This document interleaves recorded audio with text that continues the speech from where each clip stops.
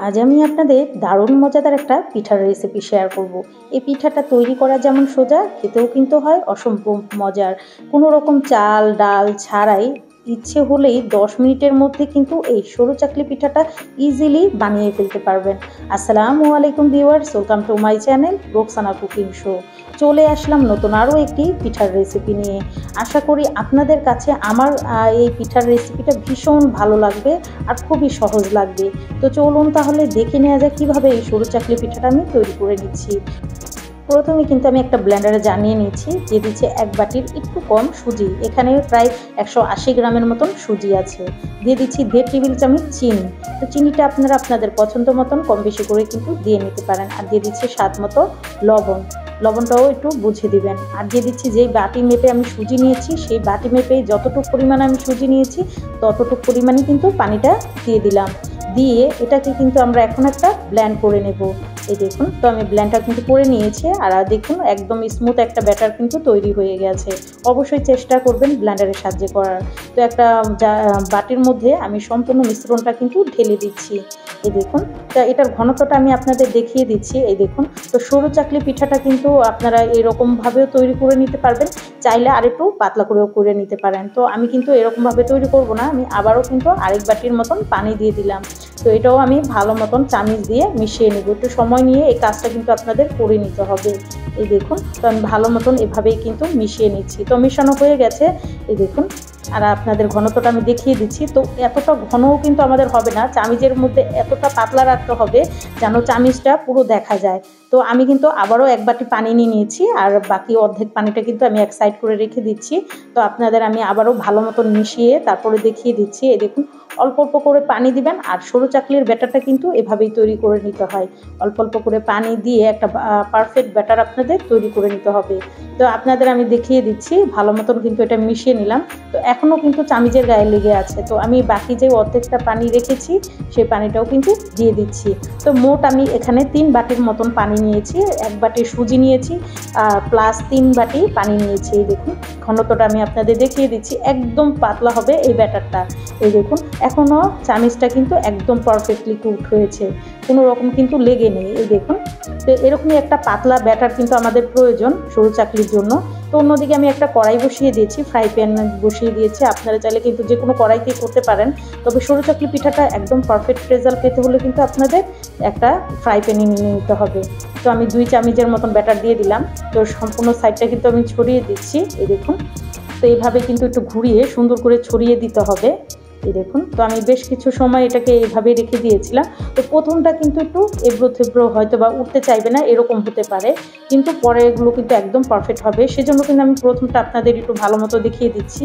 এই দেখুন, সাইডে কিন্তু এরকমই উঠে আসবে, আবার একটু লেগেও থাকতে পারে, সেজন্য কিন্তু আপনারা আলতো করে এভাবে উঠিয়ে নেবেন। তো প্রথম 2-1টা কিন্তু সরু চাকলি আপনাদের এরকম হতে পারে, ভয় পাওয়ার কোনো কারণে, বাকিগুলো কিন্তু একদম পারফেক্টলি উঠে যাবে। তো আমরা যেহেতু ফ্রাই প্যানে করছি সেজন্য কিন্তু আর এরকম কোনো রকম সমস্যাই হবে না। এই দেখুন, তো আমি চামিচের সাহায্যে সরু চাকলি পিঠাটা কিন্তু এইভাবেই একটু আলগা করে নিচ্ছি। এই দেখুন, হাত দিয়ে টান দিলে কিন্তু ইজিলি এটা উঠে যাবে। এই দেখুন, তো আমি এভাবেই কিন্তু চামিচের সাহায্যে এটাকে উঠিয়ে নেব। দেখুন, তো অবশ্যই চেষ্টা করবেন এই সরু চাকলি পিঠাটা ফ্রাই প্যানে তৈরি করার জন্য। এতে কিন্তু ইজিলি একদম পারফেক্টলি এই সরু চাকলি পিঠাটা উঠে যাবে। এই দেখুন, তো আমার হয়ে গেছে, আমি একটা উঠিয়ে নিচ্ছি। তো একটা ঝাঁঝির মধ্যে উঠিয়ে নিচ্ছি, যাতে কোনো সাইড থেকে এটা বাতাস এসে এটা পুরোপুরি শুকনো শুকনো হয়ে যায়। আর প্রথমটা কিন্তু একটু কড়া কড়া ভাজাই হয়ে যায়, সেজন্য কিন্তু ভয় পাওয়ার কোনো কারণ নেই, এটা কিন্তু একদম সফট হবে। তো আমি আবারও কিন্তু তেল ব্রাশ করে দিচ্ছি। আর প্রত্যেকটা সরু চাকলি পিঠা দেওয়ার সময় আগে কিন্তু এটাকে তেল ব্রাশ করে দিতে হবে, তাহলে কিন্তু প্রত্যেকটা পিঠা ইজিলি উঠে যাবে। তো আমি আবারও কিন্তু 2 টেবিল চামচের মতন ব্যাটারটা দিয়ে দিলাম। আর কোনো জায়গা যদি একটু বাদ থেকে যায়, চেষ্টা করবেন সেই জায়গার মধ্যে একটু দিয়ে দিতে, তাহলে কিন্তু ইজিলি এটা আবার হয়ে যাবে। তো সেম প্রসেসে কিন্তু আমি আরেকটাও আপনাদের দেখিয়ে দিলাম। এই দেখুন, তো ইজিলি কিন্তু হয়ে গেছে। তো আরেকটাও কিন্তু এভাবে দিয়ে দিচ্ছি। প্রথমে কিন্তু তেল ব্রাশ করে দিচ্ছি, তারপরে কিন্তু আমরা সরিষা চাকলির ব্যাটারটা কিন্তু দিয়ে দেবো। এই দেখুন, তো আমি 2 টেবিল চামচের মতন দিয়ে দিলাম। তো আপনারা আপনাদের পছন্দ মতন পাতলা ঘন মোটা করে কিন্তু এটা ইজিলি তৈরি করে নিতে পারবেন। এই দেখুন, আমার আরেকটাও কিন্তু সরু চাকলি হয়ে গেল। এই দেখুন, এটা কিন্তু এখন ইজিলি এভাবেই উঠে আসবে। এই দেখুন কতটা সুন্দর হয়েছে পিঠাগুলো। তো এই শীতে অবশ্যই চেষ্টা করবেন এরকম একটা পিঠা তৈরি করে খাওয়ার জন্য। আশা করি সবাই ভীষণ পছন্দ করবে আর খুবই প্রশংসা করবে। এই দেখুন, তো সেম প্রসেসে আমি সবগুলো কিন্তু এইভাবেই করে নিয়েছি। আর দেখুন কতটা সুন্দর হয়েছে। আর সরু চাকলিগুলো ভাঁজ কিন্তু এভাবেই দিয়ে নেয়। এই দেখুন আমার একটা পিঠা কিন্তু হয়ে গেল, আর ভাঁজটাও খুব সুন্দর করে দিয়ে নিয়েছি। এই দেখুন, আর পিঠাগুলো যে কতটা সফট আর কতটা নরম তুলতুলে হয় সেটা আপনাদের আমি ভালো মতো দেখিয়ে দিচ্ছি। এই দেখুন একদম সফট, মুখে দিলে মিলিয়ে যাবে এই সরু চাকলি পিঠাটা। এটা এতটা সুন্দর আর এতটা লোভনীয় হয়, অসংখ্য ছিদ্রযুক্ত হয় এই সরু চাকলি পিঠাটা। কোনো রকম চাল ডাল ছাড়াই কিন্তু মজাদার এই পিঠাটা আপনারা তৈরি করে নিতে পারেন।